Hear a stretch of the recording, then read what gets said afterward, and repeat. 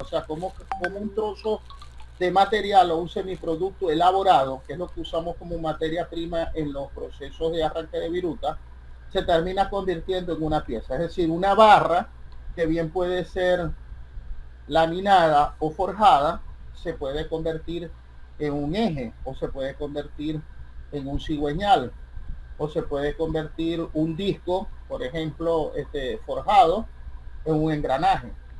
Entonces, ¿cómo hacemos eso? Entonces, usualmente cuando necesitamos mucha precisión, tolerancias dimensionales estrechas, entonces recurrimos a estas operaciones que se denominan procesos de conformado por arranque de viruta. Es decir, que vamos a darle la forma, las dimensiones y las tolerancias mediante máquinas, herramientas, ¿verdad? Que nos permiten ir quitando viruta, o sea, un trocito muy pequeño del material, poco a poco, ¿ok? Bien sea porque colocamos una herramienta que gira alrededor del material y va efectuando un corte de acuerdo a una profundidad y un avance, o por el contrario, ponemos a girar la pieza contra la herramienta de corte para ir desprendiendo las virutas. ¿Se entiende esto que he explicado? Sí. Ok, perfecto. Entonces, bien, cuando nosotros hablamos de las operaciones de corte, bien sea en un torno, en una fresadora, en un taladro, lo que estamos hablando es precisamente de eso, de cortar trocitos muy pequeños, que es lo que llamamos las virutas, o desprenderlas del material que viene generalmente siendo un producto obtenido por fundición, obtenido por forja, obtenido por laminación, por cualquiera de esos procesos. ¿Ok? Entonces, al montarlo en la máquina de herramientas, dependiendo de la máquina de herramientas que usemos, un torno, una fresadora, una laminadora, entonces ponemos a girar la pieza o ponemos a girar la herramienta o hacemos avanzar la pieza contra la herramienta y por la acción de la cuchilla o de la herramienta de corte se produce ese desprendimiento de pequeñas partículas que lo hacemos de manera controlada para lograr entonces la geometría y las dimensiones que nosotros necesitamos de acuerdo a un plano, con las tolerancias incluso, porque acuérdense, por ejemplo, que cuando vamos a hacer elementos que conforman una máquina que trabajan unos contra otros, por ejemplo, un grupo de engranaje, entonces se necesitan ejes, se necesitan rodamientos, se necesitan toda una serie de elementos, levas, ¿verdad? Que ellos trabajen, que se puedan ensamblar, pero que no tengan un juego excesivo, que tengan unas tolerancias muy estrechas para que puedan durar y hacer el trabajo que están llamadas a hacer. Entonces, eso es lo que hacemos nosotros mediante las operaciones de mecanizado por arranque de viruta. Y las operaciones por arranque de viruta comprenden, como les he dicho, el uso de todas estas máquinas, herramientas que se denominan así, porque son máquinas, pero también son herramientas de trabajo porque nos permiten formar, dar forma, dimensiones a las piezas. Son máquinas que pueden fabricar máquinas incluso. O sea, nosotros tomamos un trozo de acero y lo podemos convertir en un engranaje, en un eje, en una leva, en una plancha con agujeros, en una brida. Podemos tomar el cuerpo de una válvula fundido que en su estado bruto de fundición no tiene las dimensiones, no tiene los ajustes para que cierre con precisión, impida el pase de gas, o sea, cerrar el pase del fluido, que puede ser líquido, puede ser gaseoso, o puede ser incluso un fluido viscoso o gel, todas esas cosas. Entonces, para ello se requiere pues el uso de estas máquinas y herramientas que sí nos los permiten y que los procesos que estudiamos previamente por sus características, no nos permiten obtener estas tolerancias, estas dimensiones con la precisión que a veces requerimos. ¿Estamos claros hasta acá? Sí, ahora sí. Ok, perfecto. Entonces, qué es lo que llamamos nosotros la teoría de corte? ¿Qué es lo que tiene que ver con la teoría de corte? Cuando nosotros hablamos de la teoría de corte, nos referimos a que cómo es el proceso de desprender de un material un trozo pequeño de manera controlada, ¿verdad? Para no deformar o no cambiar las características del material. Porque si, por ejemplo, nosotros en un torno le colocamos la cuchilla contra la superficie que está girando de la pieza, una cuchilla, un trozo de material que tenga una dureza superior a la del material que vamos a mecanizar o vamos a cortar, o sea, eso se prepara con un cierto ángulo y todo lo demás. Eso deberíamos también entra dentro de lo que es la teoría de corte, el afilado de las herramientas de corte, pero que por razones de tiempo ahorita no vamos a entrar en profundidad, sino que solamente lo vamos a mencionar como un aspecto importante de la teoría del corte, del mecanizado de las piezas. Y luego entonces, si nosotros hacemos eso obviamente va a generar fricción, va a generar calor, ¿verdad? Cuando nosotros ponemos otro material, un material contra otro, uno que está girando y otro que está estático, se va a producir fricción, la fricción va a producir calor, y el calor ya nosotros sabemos que modifica la microestructura del material, porque el calor es una forma de energía que a la final lo que hace es que los límites de grano, que son las zonas termodinámicamente más activas, las últimas en solidificar, entonces empiecen a moverse. O sea que los granos cada vez crezcan más, y los granos van a crecer a expensas de los granos más pequeños, los granos grandes. Es decir, los granos grandes van a mover sus fronteras más allá, se van engrandeciendo y se van comiendo, por decir así, a los granos pequeños. Y cuando eso ocurre, cuando eso sucede, las propiedades mecánicas del material bajan.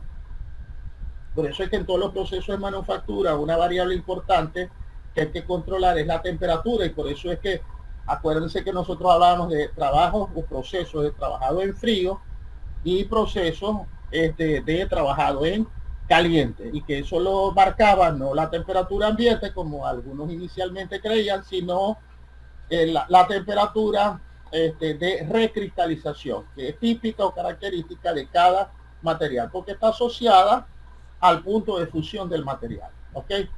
Entonces, cuando nosotros estamos mecanizando, hay otra parte que es muy importante, que es la refrigeración y la lubricación de esa zona donde nosotros estamos colocando, donde estamos desprendiendo, arrancando la viruta. ¿Por qué? Porque estamos haciendo un trabajo, y romper los enlaces allí va a generar calor.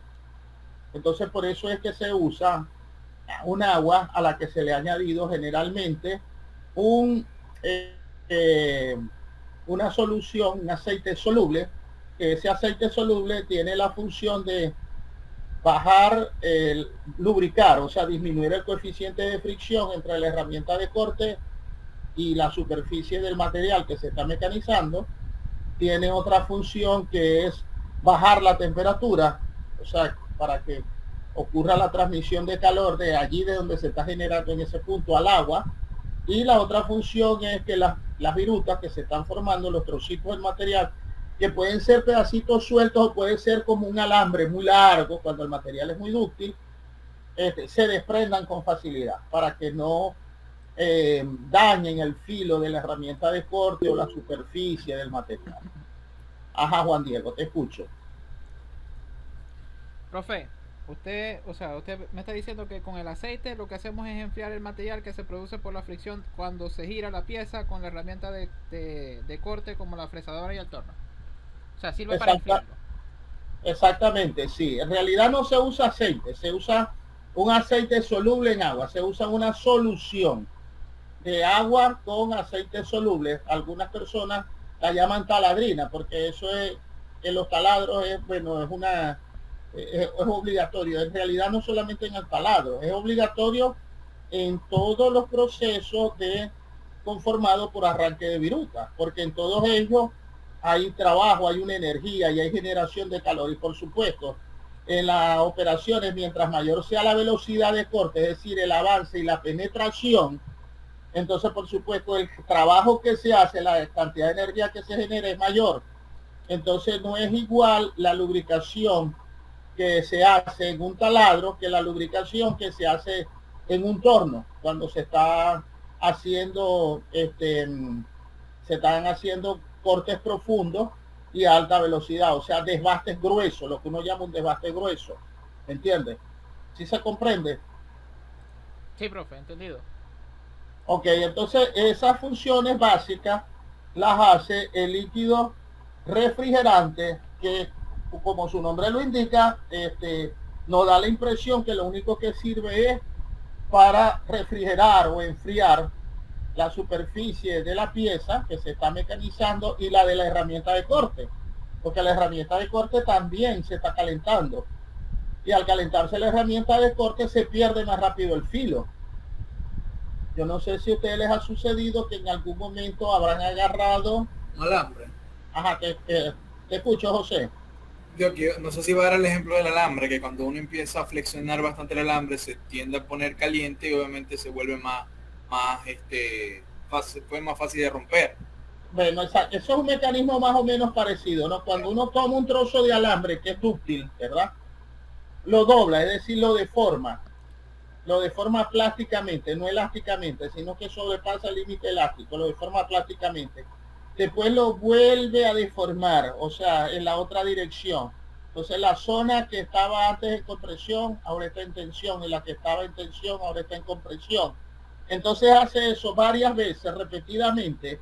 Allí se produce calor que se siente en esa zona, pero también se produce un fenómeno que se denomina fatiga. Sí, que es que el material entonces falla o se rompe, se alcanza en la curva de tracción, el esfuerzo máximo baja a tal punto que se es capaz de romperse solo prácticamente. Entonces eso es lo que pasa cuando se hacen esfuerzos repetidos alternos sobre una pieza mecánica, que el elemento falla por debajo de el esfuerzo máximo de resistencia que él tiene. Entonces por eso es que hay algunas piezas que dicen, cóntale, pero ¿por qué se rompió ese perno? ¿Por qué esa viga falló? ¿Por qué esa pieza se rompió? Se estaba diseñada, si esa sección de tantos milímetros o tantas pulgadas debería resistir cargas de tanto. Bueno, lo que pasa es que los esfuerzos cíclicos repetidos causan lo que se llama la fatiga. Es como si tú te pones a levantar, lo que hacen fisicoculturismo o hacen fitness, se van al gimnasio y empiezan a alzar una pesa de 10 kilos. O sea, entonces, bueno, la alza, eso no pesa nada, ¿no? Haces la primera repetición 10 veces y ya la segunda, no, ahora va a ser 100. Ya va a llegar un momento que cuando llegues 500, ya eso no pueden tus músculos. Que así como el cuerpo se cansa, se fatiga, es incapaz de levantar ese peso que tú antes lo levantabas con facilidad, también le sucede a los materiales. El problema es que el material no se recupera, el material queda afectado. O sea, eso es energía que está ahí acumulada en el banco y en algún momento te lo va a cobrar el material. Cuando llega a ciertos puntos se va a romper, aunque esa no era la carga inicial, o sea, no se debería romper porque esa sección debería soportar más. O sea, la gente tiene la idea de que los materiales permanecen en el tiempo sin cambiar y eso es mentira. Así como nosotros cambiamos día a día, pero no lo notamos porque todos los días mueren millones de células y nacen nuevas, igual ocurre con los materiales. ¿Okay? En el caso de la lubricación, ¿qué sucede? Que se hace porque nosotros tenemos que disminuir el coeficiente de fricción, también refrigeramos porque tenemos que mantener la temperatura ¿cómo se llama? Lo más baja posible, es decir, manteniéndola a la temperatura ambiente a la que estamos haciendo el trabajo. ¿Para qué? Para no modificar el material. Por eso que en la soldadura, las prácticas modernas dicen que tú una soldadura mal hecha, si la tienes que repetir, no te permiten repetirla más de 2 veces, porque ya más de 2 veces ha agarrado tanto calor que ese material cercano que tú depositaste y en la zona cercana, en la zona afectada por el calor, ya está tan modificado, tan cambiado, que te va a fallar. ¿Okay? Y entonces en los materiales cuando se mezquinan pasa lo mismo. Si tú no lubricas, yo he visto como materiales que por la emergencia vienen y no lo lubrican lo suficiente o simplemente no lo lubrican porque lo que están buscando es la dimensión y la forma, pero desconocen el comportamiento del material ante el calor. Y entonces cuando van a medir la dureza, resulta que el material está mucho más duro que el material que metieron a mecanizar. ¿Por qué? Porque no usaron el lubricante en la cantidad, en el volumen adecuado. ¿Ok? Entonces la lubricación es parte importante de estas operaciones que se llaman operaciones de mecanizado y que tienen que ver con la teoría del mecanizado. ¿Estamos claros? Hasta ahora han entendido. Sí, sí. Ok. Luis está en mute, no ha dicho nada. Diego igual. Les iba diciendo, ¿no? En el mecanizado nosotros simplemente lo que hacemos es eso, ¿no? Tomamos un trozo de material que es más duro que el material que nosotros pretendemos mecanizar, es decir, quitarle material, ¿verdad? Y ese material que es más duro es el con el que fabricamos lo que se llama la herramienta de corte, que puede ser una cuchilla en el caso de las operaciones de torneado, o sea, en el torno. También en la fresa se puede usar una cuchilla, pero usualmente se usan son bailarinas o fresas, ¿verdad? O incluso se usan brocas también, taladros, con punta plana, o sea, no tanto para perforar, sino para generar superficies planas, ¿ok? Entonces, esas herramientas de corte están hechas, primero que nada, primera condición, con un material que sea muy duro, pero que sea a la vez también tenaz. O sea, un material porque tú no vas a lograr cortar algo, tú no vas a cortar, por ejemplo, si ustedes se van a comer plátano, ¿verdad? Y agarran un plátano verde, ¿verdad? Y se lo dan a su abuela de 90, 95 años, o su bisabuela, que de repente tiene una dentadura postiza en el mejor de los casos, o tiene algunos dientes, pero no todos. De repente ella no se lo va a poder mascar bien. ¿Por qué? Porque no tiene los dientes. Lo que tienen son apenas las mandíbulas, ¿ok? Y eso no es tan duro, entonces le va a doler. En cambio, si ustedes van a mecanizar, se van a comer un plátano que está muy amarillo, para no decir la mala palabra, ¿verdad? Que está muy amarillo, entonces ese con más facilidad lo pueden deglutir, lo pueden masticar, ¿ok? Entonces eso es básicamente, sí, yo sabía que a algunos les iba a causar risa, pero es verdad, ese es el ejemplo más sencillo. Es como cortar un queso también, que si es un queso de año duro para rallar, obviamente ustedes no lo meterle un mordisco, tienen que tener la dentadura completa y tienen que tener una buena mandíbula, una buena mordida que llaman.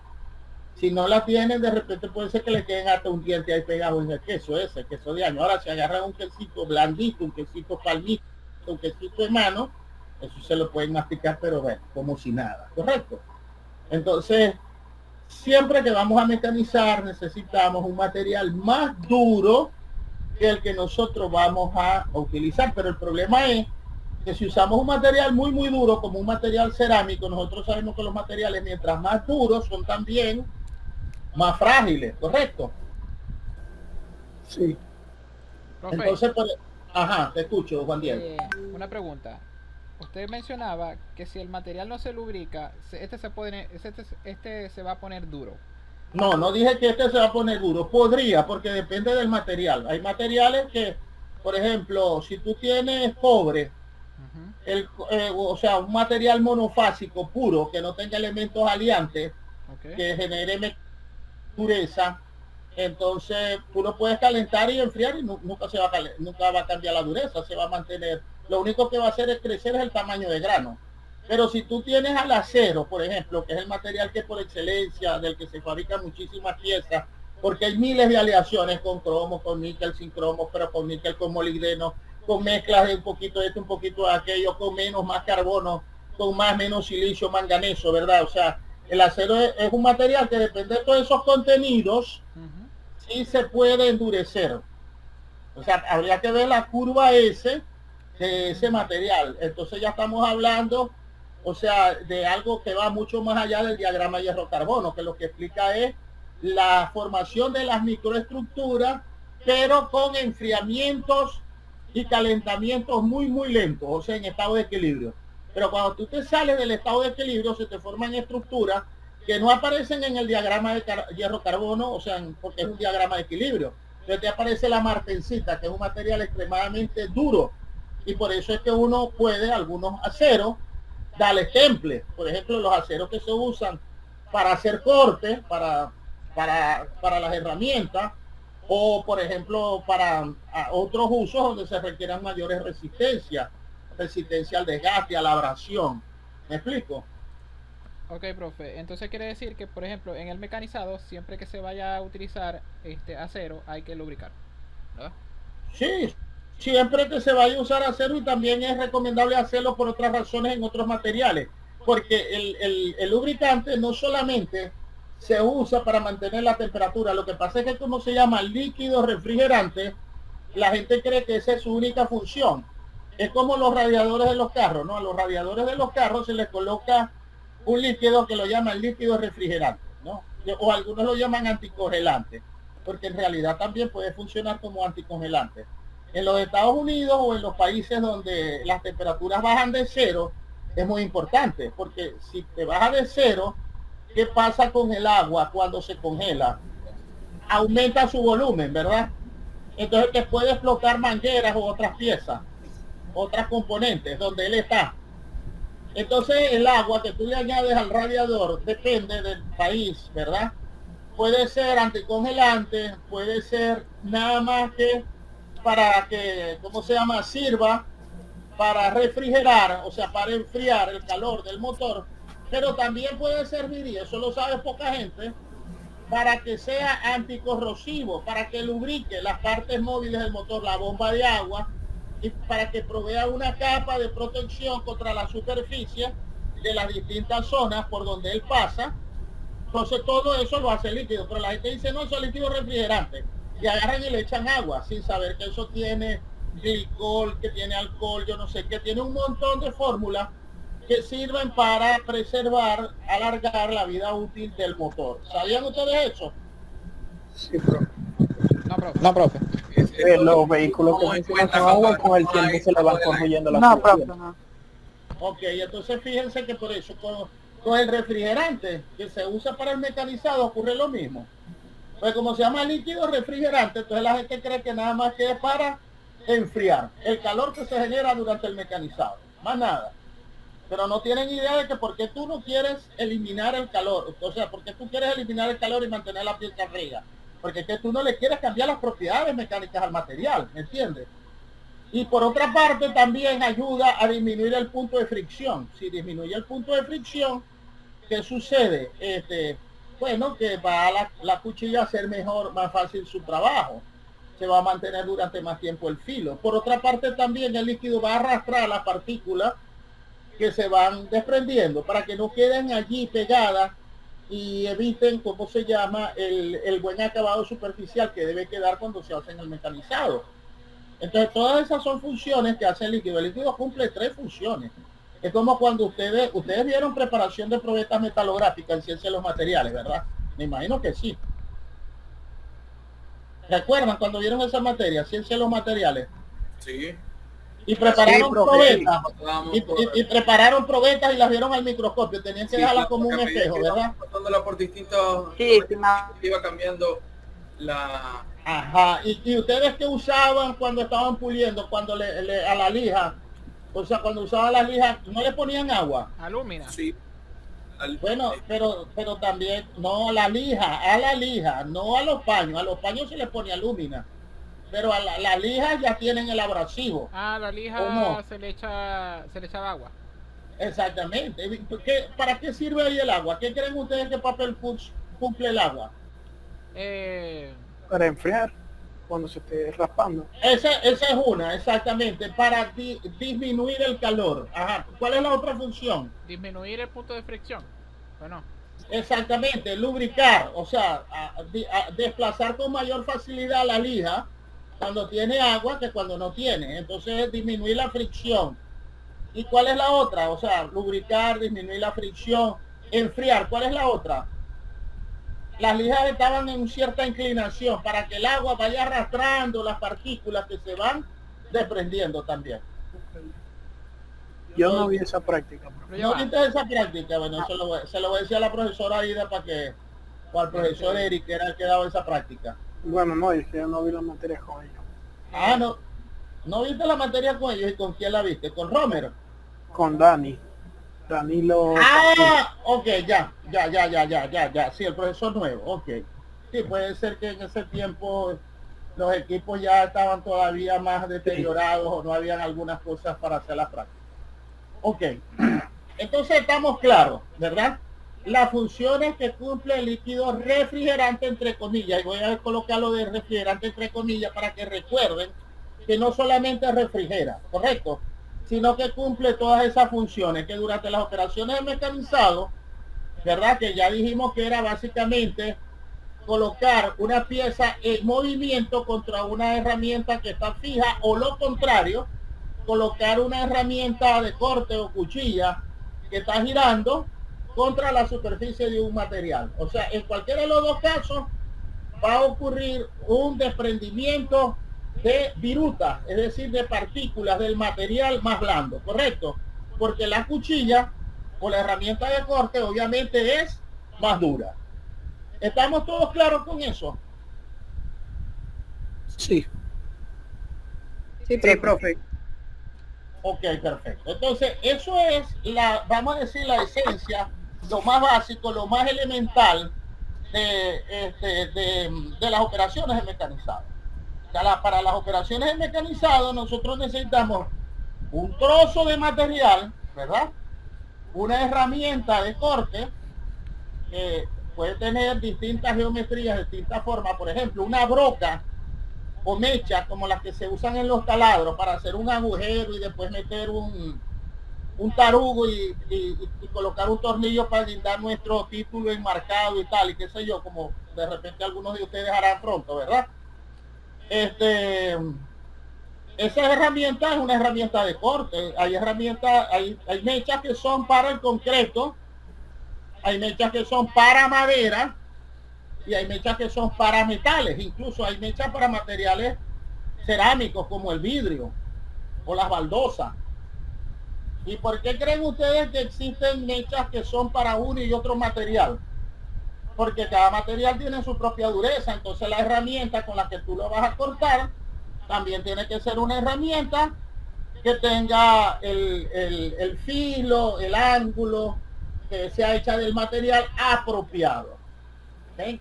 Entonces incluso nosotros deberíamos de estudiar los distintos tipos de herramientas para cada una de las operaciones de mecanizado que vamos a estudiar, no solamente en geometría, sino los distintos tipos de materiales con los que se fabrican esas herramientas, porque tenemos que tener claro que la herramienta tiene que ser como más dura o más blanda que el material que va a mecanizar. Más dura. Dura.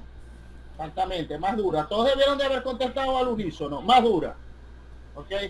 Entonces, eso es así. Tiene que ser más dura que el material que van a mecanizar. Entonces, los materiales, acuérdense que hay materiales que son extremadamente blandos, hay materiales que son extremadamente duros. Entonces, por supuesto, la herramienta de corte tiene que estar en consonancia con eso. ¿Ok?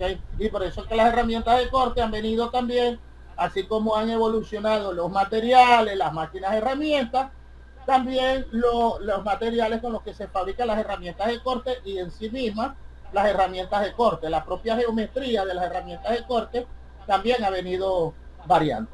¿Ok? ¿Claros entonces hasta aquí en lo que hemos visto? Sí, pero Sí, Claro. Ok, entonces, ¿qué es lo que tenemos que tener claro ahora? Lo que tenemos que tener claro es que, tenemos un trozo de material que lo vamos a sujetar, que lo vamos a fijar o lo vamos a poner a girar, ¿verdad? Depende de la máquina herramienta, de la operación que vamos a ejecutar, que vamos el material o dejarlo bien fijo sobre una mesa de trabajo sobre la que le vamos a aplicar la herramienta, que la vamos a desplazar sobre la superficie de él, o la que va, o sea, o si no, en lo contrario, agarramos el trozo de material y lo ponemos a girar, lo hacemos girar con fuerza, con mucha potencia, y contra la superficie de él vamos a colocar una herramienta de corte que va a empezar a hacer el desprendimiento de las virutas de manera controlada, para yo darle las dimensiones, la tolerancia y la forma final que yo quiero obtener o quiero darle a ese trozo de material que he colocado en el torno, que he colocado en la fresadora, que colocado en el taladro, que colocado en la brochadora, en la limadora, en fin, en cualquiera de esas herramientas o máquinas herramientas que se usan en los talleres de mecanizado, como generalmente se le llaman a esos talleres donde existen varias máquinas, herramientas, donde se fabrican elementos como engranajes, ejes, pasadores, multitud de piezas, levas, cigüeñales, todas esas piezas que ustedes conocen más que yo como ingenieros mecánicos que son y que han visto dibujos y no solamente dibujos, sino que han visto mecanismos y todo lo demás, ¿ok?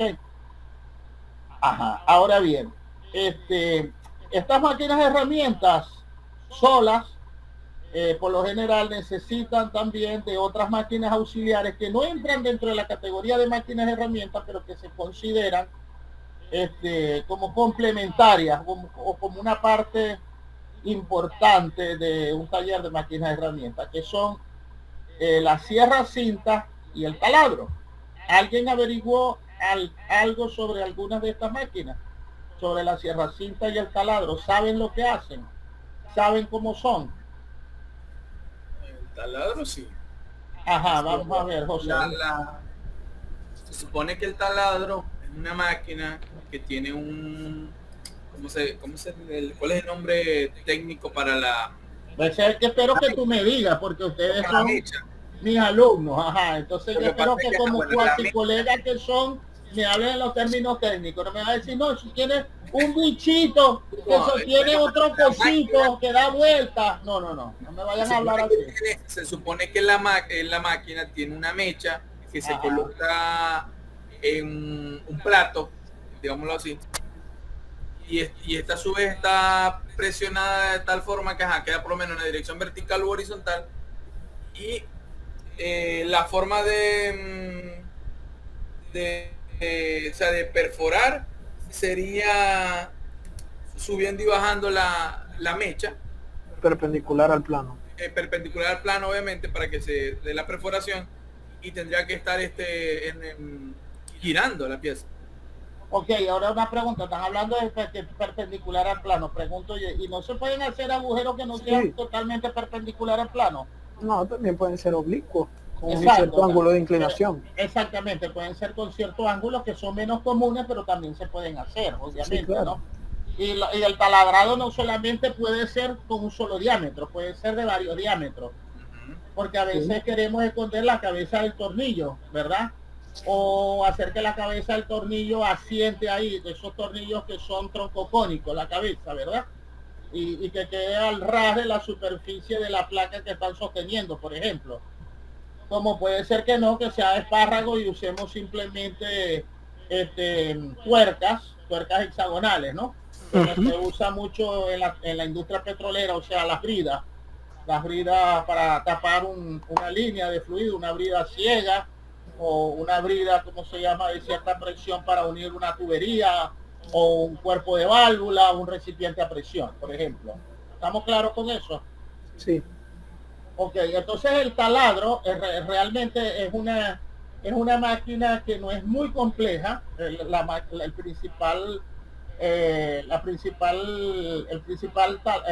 tipo más usado de taladro es el taladro vertical o de columna.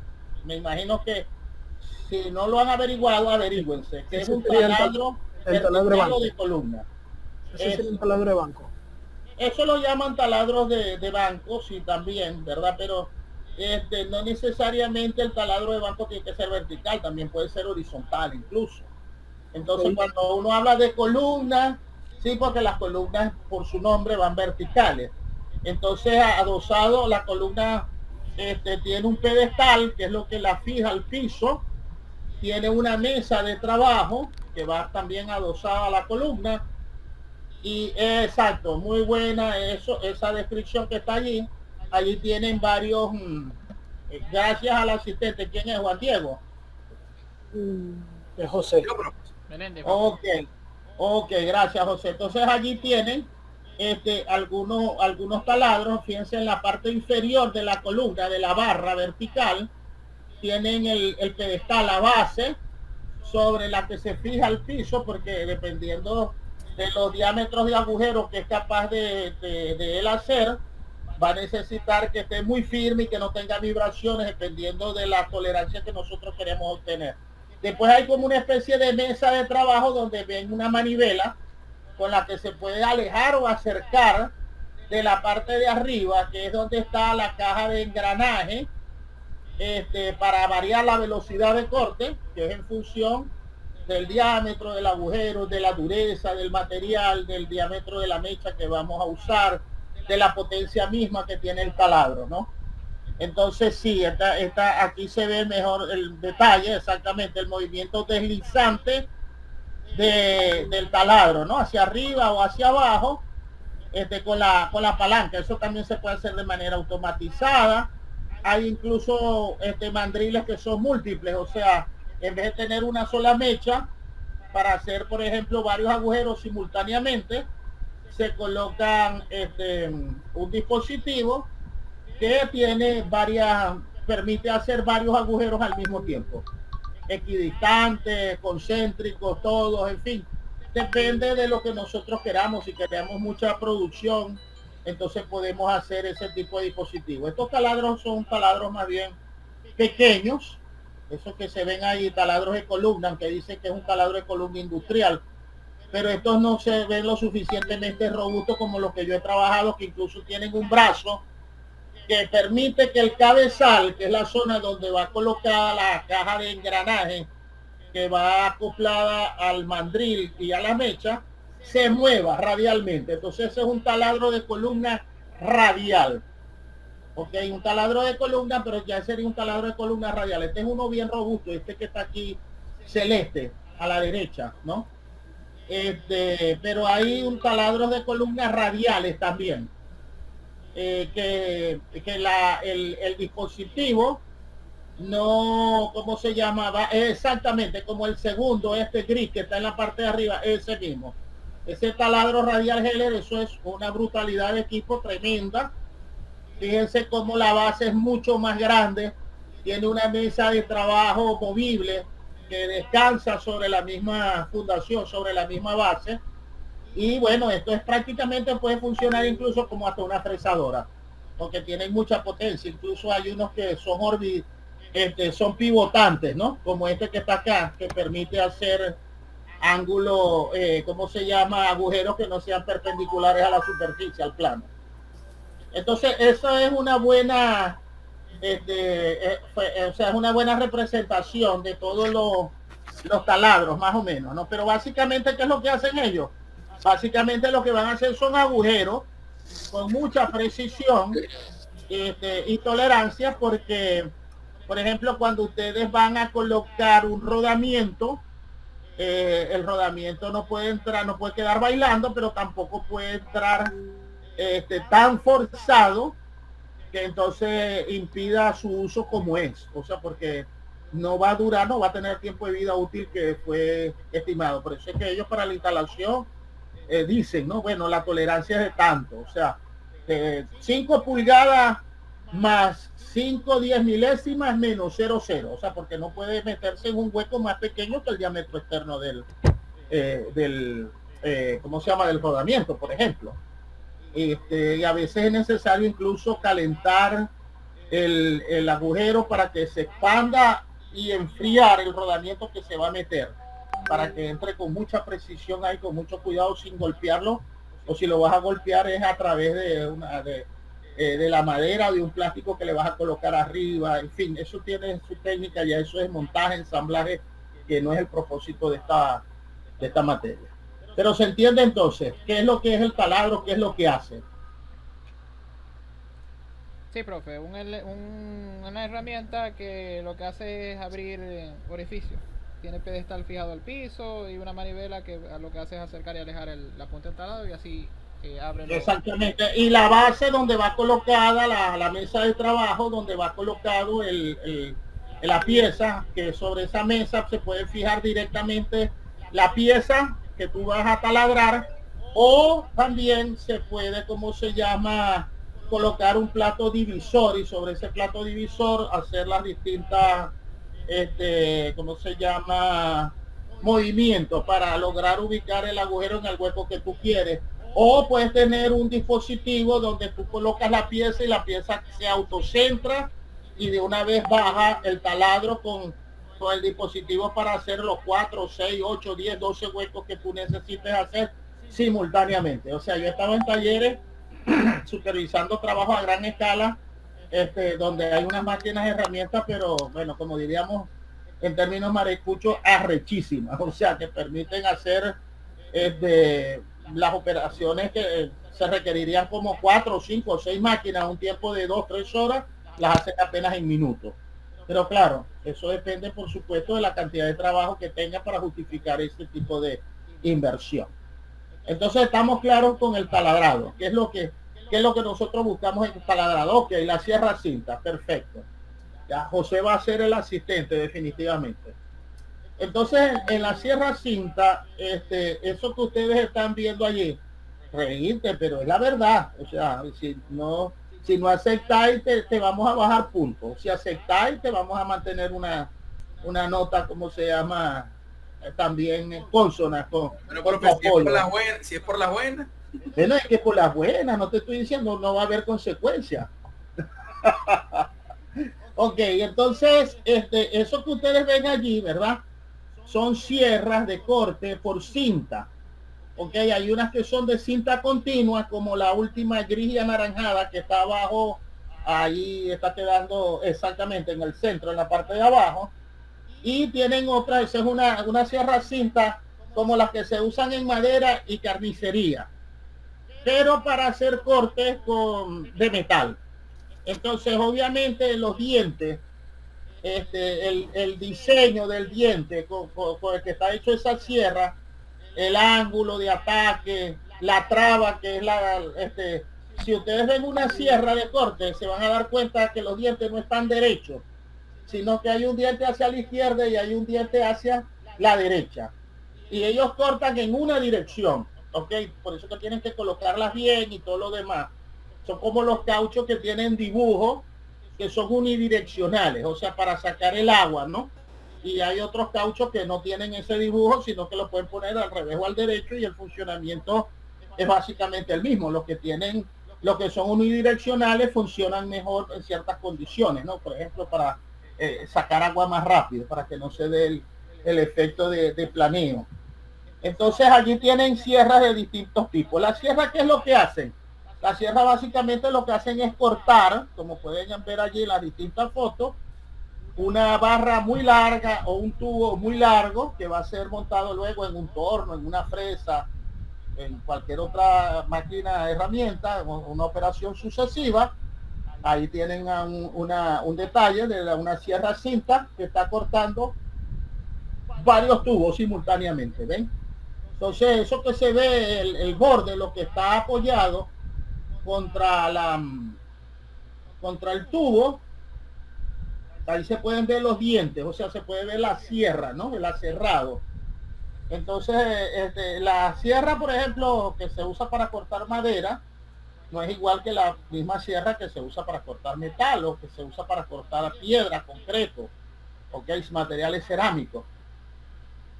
Eso se miden tantos dientes por pulgada, también que si tiene traba, media traba, o sea, medio diente hacia afuera, medio hacia afuera, o sea, eso también hay toda una teoría, una tecnología para hacer eso. Los que estén interesados en aprender un poco más de eso, no está de más, porque esa es una parte importante cuando ustedes van a seleccionar las herramientas de corte más apropiadas según el tipo de material y la operación que van a realizar. O sea, todas estas cosas, los que van a trabajar en talleres mecanizados, en la parte de manufactura, de fabricación de piezas, tienen que aprender a seleccionar las herramientas de corte, porque si no aprenden a seleccionar las herramientas de corte, pueden tener la máquina de herramienta más vergataria que hay, la último modelo, pero no va a tener un buen rendimiento porque la herramienta de corte que están usando es de mala calidad, no es la más idónea. Incluso el rango de velocidades que están haciendo, el de profundidad de corte o de avance, todas esas cosas, todo esto es, ¿cómo se llama? Requiere de estudio de profundizar, pues como cualquier área de conocimiento, ¿no? Pero se los menciono solamente para que sepan, ok, en lo que nos andamos metiendo, ok. Ahora bien, entonces allí tienen la sierra de cinta, hay una sierra de cinta que son de vaivén, que es como una hoja de cegueta. Lo que pasa es que es una hoja de cegueta que está provista de un movimiento alternativo, o sea, donde la cegueta por la leva, o sea, se mueve sobre el tubo y por el propio peso y la presión que se puede controlar, entonces ella va haciendo el corte, pero es una hoja de cegueta ancha, larga, que por supuesto tiene que ser mayor que el tubo, exacto, como esa celeste que está allí en toda la esquina inferior derecha, ¿verdad? De la pantalla. Bueno, ahorita la cambió José. Ajá, asistente, esa, la que dice sierra de vaivén. Esa misma, la sierra de vaivén, esa celeste. Ajá, vas a colocar el video. Esa sierra de vaivén, esta es una de las más utilizadas, ¿ok? También hay otras que, como les dije, que no son sierras de vaivén, sino que son sierras, ¿cómo se llama? Continuas. O sea, es como las que se usan en las carnicerías o en las carpinterías. Yo me imagino que sí, porque algunos de ustedes habrán hecho una parrilla en algún momento y cuando se corta una tira de costilla, entonces se usan mucho esas sierras de cinta. Exacto, esa es una sierra de cinta. Ahí está el movimiento alternativo que ella hace, ¿no? Mediante una leva, o sea, eso va acoplado a un motor y convierte el movimiento cilíndrico continuo a velocidad constante, lo convierte en un movimiento de vaivén.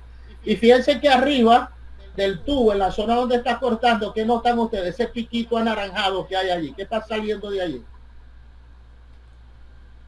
Está saliendo agua. Se está desprendiendo o aceite. como material. No, eso es para lubricarlo. Exactamente, eso es correcto. Eso que ven allí es un chorrito de Aceite. el líquido refrigerante, Okay. correcto. Eso es líquido refrigerante. O sea, puede ser agua, pero el agua sola no es muy buen líquido refrigerante. O sea, es mejor usar un aceite soluble. Es decir, un aceite soluble en agua, porque el agua, aunque va a disminuir el coeficiente de fricción, no lo va a disminuir tanto como el aceite. El aceite tiene mejor propiedad. Pero a la hora de transferir el calor es mejor transfiriendo el agua, el calor, el agua, que el aceite, que es más viscoso. Entonces por eso se usa una mezcla de los dos. Ya ven cómo está sacando el corte, ¿no? Sí. Miren, ya prácticamente va a llegar hasta abajo y en cualquier momento se va a desprender ese anillito, ¿ven? Entonces ese anillito posteriormente es una pieza que van a refrentar en el torno, van a mecanizar, le van a hacer otra cosa y es un espaciador, no sé, de repente. ¿Ven? Entonces, esa es la sierra cinta. Gracias, José. José se la está comiendo hoy, de verdad que me tiene gratamente sorprendido. O sea, no esperaba menos de él, como dirían por ahí. 10 puntos para el examen, profe. 10, no, 10 no, pero sí, por supuesto, una consideración especial al final. Personas que hicieron aportes a que las clases se hicieran, ahí está. Bueno, yo voy a subir el video en YouTube, así que yeah. 10, ¿verdad? Nos repartimos la mitad, Meléndez. También eso es válido. Aunque a mí no me gusta mucho colocar estos videos en YouTube porque obviamente el lenguaje que yo hago a veces se pasa de colorido. Entonces no me gusta. Prefiero más bien usar una plataforma más cerrada. Prefiero más bien que lo distribuyan ustedes en el grupo. Bueno, o por otra vía. Pero, profe, si quiere, lo podemos poner privado y que nada más lo veamos nosotros. También, o sea, también lo pueden o lo editan. Le ponen el pitico también. Okay. Bueno, dele. Listo. Ajá. Entonces, como les iba diciendo, ya hemos visto dos máquinas, ¿verdad? Que si bien es cierto, algunos no los consideran máquinas herramientas, todo el mundo está de acuerdo que son parte importante de lo que es un taller de mecanizado. O sea, entonces estas máquinas nos permiten trabajando junto con las máquinas herramientas propiamente dicho, o sea, con el torno, la fresa, elaborar ya hacer operaciones más complejas. Las máquinas herramientas, ¿qué pasa? Que no hacen una sola operación, sino que hacen varias.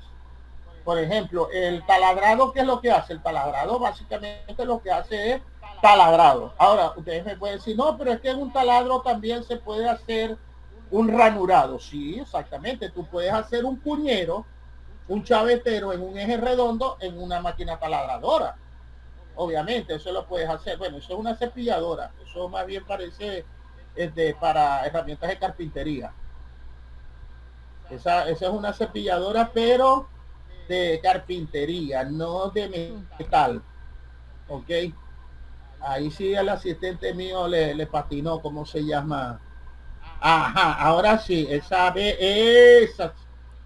sí, esa cepilladora limadora. Ahora sí estamos ya en lo de nosotros, ¿ok? Entonces fíjense, esta hace un movimiento, fíjense que tiene una prensa donde se sujeta la pieza. Bueno, hay diferentes tipos. Esta es la que de las máquinas herramientas también, una de las más sencillas, ¿verdad?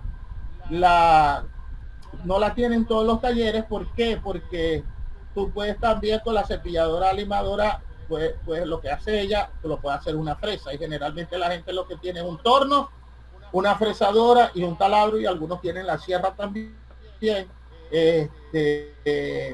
Depende obviamente del mercado al que se dediquen, al tipo de pieza que se dedique el taller a fabricar. Pero los talleres, mientras más grandes, mientras más versátiles quieren ser, exactamente, ahí tienen otra pieza, la limadora. ¿Qué es lo que hace la limadora? Fíjense, ella lo que hace es que desplaza la parte de arriba, la parte superior, el cabezal, donde tiene la herramienta de corte. ¿Ven la herramienta de corte? Aquí donde se las está señalando. Exactamente. Esa herramienta de corte se desplaza hacia adelante y hacia atrás sobre la superficie de la pieza que está colocada acá en la, ¿cómo se llama? Sí, en lo que sujeta la pieza. Allí está la prensa, perdón, ahí está la prensa y está la pieza sujeta por la prensa, y entonces lo que se hace es que la limadora hace el trabajo de hacer el corte en un movimiento lineal. Ese movimiento lineal es el que permite, tienen un video, exactamente, que les permite, vamos a decir, controlar la profundidad del corte que están haciendo y la longitud también. Ella tiene un límite de la carrera que puede dar la limadora, ¿no? Entonces allí hay muchos videos relacionados con el uso de la máquina, de estas máquinas. O sea, en YouTube ustedes van a conseguir cantidades de explicaciones sobre las distintas máquinas, herramientas, sobre lo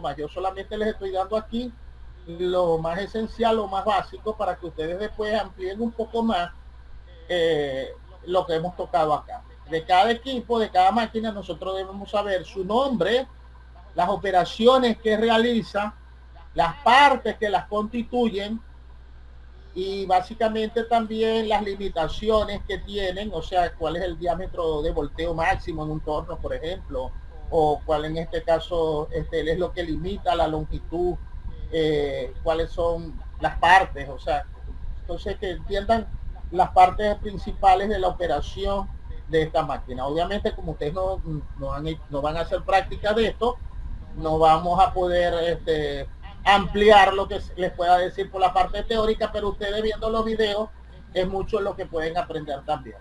A ver, José, dime. Bueno, que respecto a eso, le iba a preguntar justamente sobre qué era lo fundamental que debamos investigar y repasar sobre las máquinas. No.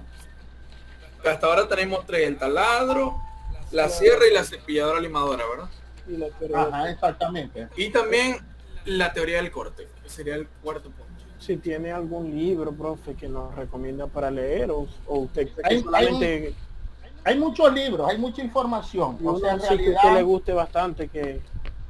Bueno, yo la verdad es que tengo varios, ¿verdad? Pero no los tengo ahorita en digital, los tengo en físico. Pero ajá, nos puede pasar, si puede, nos puede pasar el nombre y uno lo busca en digital. Sí, déjenme ver si ahora más tarde lo puedo hacer. Lo que pasa es que los alumnos de industria me tienen loco porque hay varios que necesitan irse de pasantía y las empresas les están pidiendo las notas